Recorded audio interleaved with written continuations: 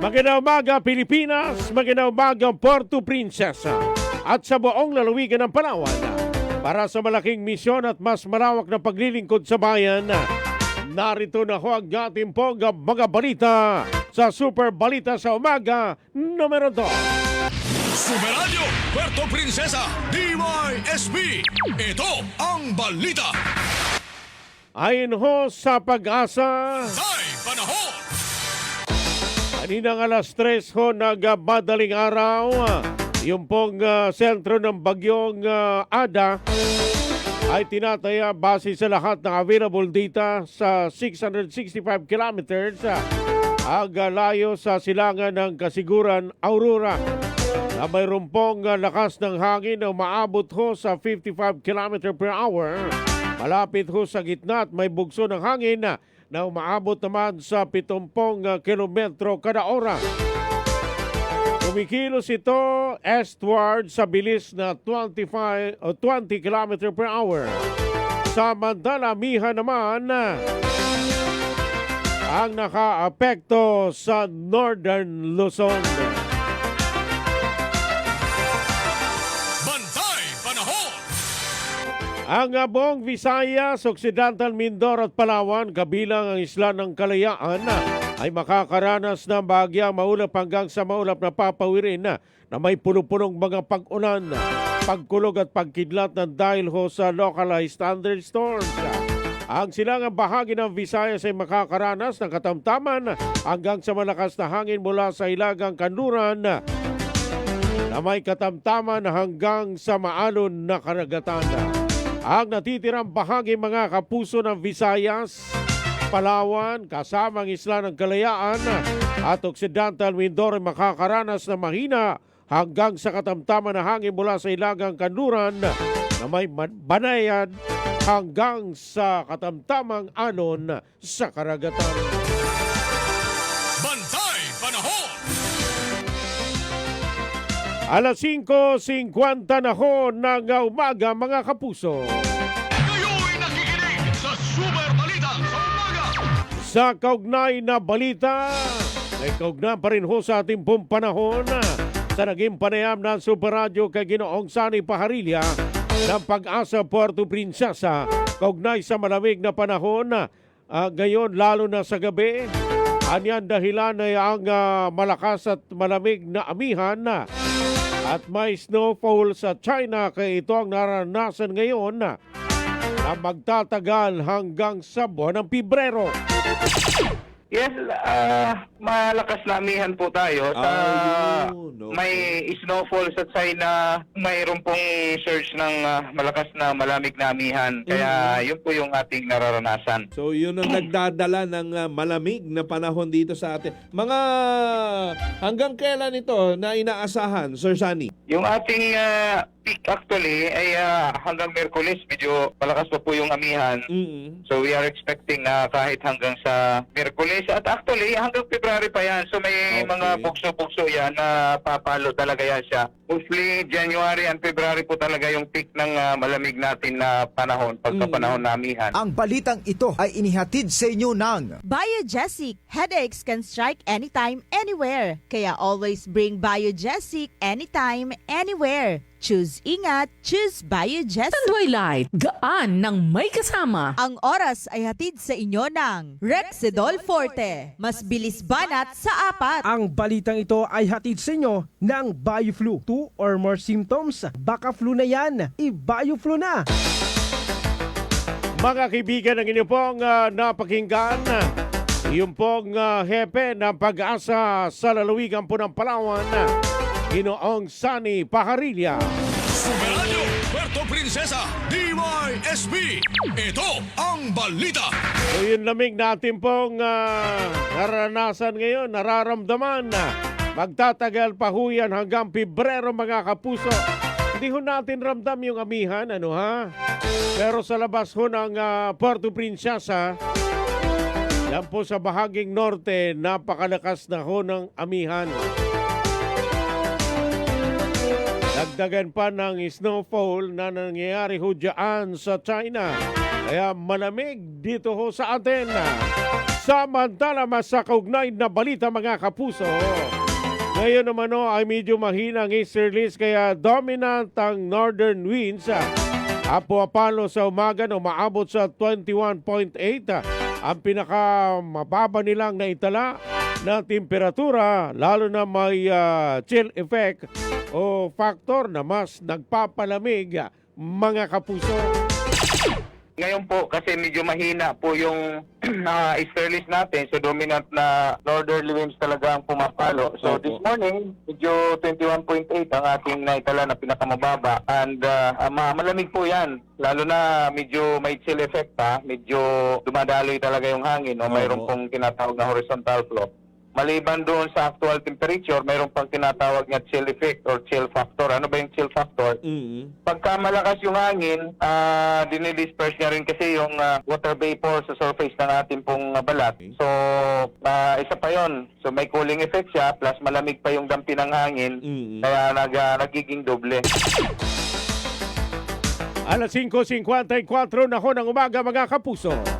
Kayo'y patuloy na po nakikinig sa Super Balita sa umaga numero 2. Samantala sa kaugnay na balita, magtatagal umano o magtatagal hanggang may amihan yung pong lamig natin pong nararamdaman. At ito'y magtatagal hanggang buwan ng Pebrero kung saan sa madaling araw kanina ay mas malamig ito at pwedeng pumalo less than 21 degrees Celsius pero wala nang maitatala na mas mababa pa rito at i-enjoy na lamang dahil minsan lang ito mararanasan mga kapuso. So, as to the question hanggang kailan, actually hanggat amihan. At ang amihan usually nagtatagal yan hanggang sa February. Kaya lang, hindi naman na pare-pareho na ganito kalamig lagi. Pero dominant yan na talagang itong hanggang February ay medyo malamig-lamig talaga tayo. Tapos ngayon medyo peak nga lang talaga siya. Mas magpipik pa yan, madaling araw mamaya. And then hanggang Miyerkules madaling araw, may mararanasan natin na at least ay pwede pang pumalo ito sa less than 21 degrees Celsius. Pero so far, wala na po tayong pinatala na less than 20. Ano po, matagal-tagal na. 2014 pa yung ating huli na nagtala tayo ng medyo mas mababa sa 20 degrees Celsius. So far, lagi na tayong nasa above 20. Kaya lang medyo, yun nga, namin natin, enjoyin natin kasi bihirang-bihira na mayroon tayong medyo malamig. Makatipid-tipid sa kuryente, ano po, kasi kagat paggabi, hindi kailangan na hanggang magdamagan yung aircon at ventilador. Yung aircon. At maging electric fan kung medyo may mga puno-puno pa sa paligid, hindi na rin kaya pag madaling araw, medyo malamig na rin talaga eh. Mga kaibigan, ang inyo pong napakinggan ang tinig pa rin naghepe ng pag-asa dito po sa ating pong lugar. Si Sir Sunny Paharilla. Cesar DYSP, ito ang balita. Samantala mga kapuso, mag-ingat din dahil maraming kaso ng pulmonary disease mula December hanggang buwan po ng Pebrero. Dahil sa malamig ang panahon at pag hindi La Niña ay mainit kaya nangyayari maalikabok at malamig na nagdudulot ng iritasyon sa lalamunan.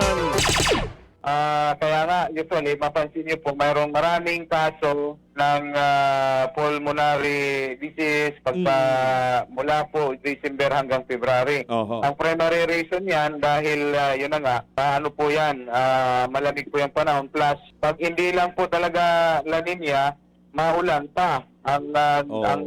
Maulan, should I say, mainit pa. Kaya, nangyayari, malikabok siya, plus malamig. So, yun po yung nagiging maganda-ganda ngayon, hindi masyadong malikabok kasi from time to time umuulan. So, kahit paano, hindi aggravated. Kasi isa yun sa mga factor na nagdudulot ng medyo irritation sa atin pong mga lalamunan. Andun yun na, papanimulan na may sipon-sipon, may ubo-ubo.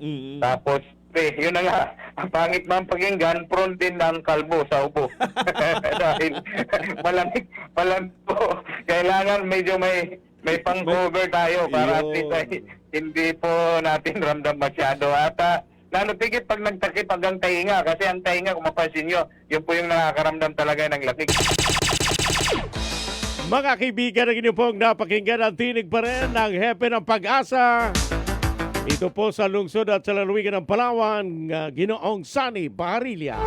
Super Radio Puerto Princesa, DYSB.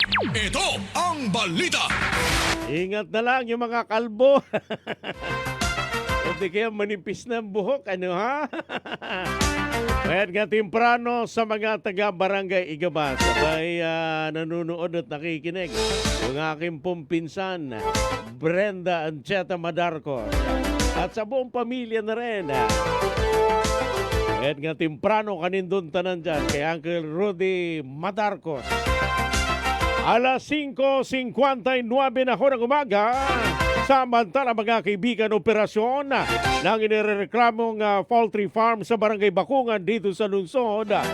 Pinaiimbestigahan na ho ng sangguniang panlungsod mga kapuso.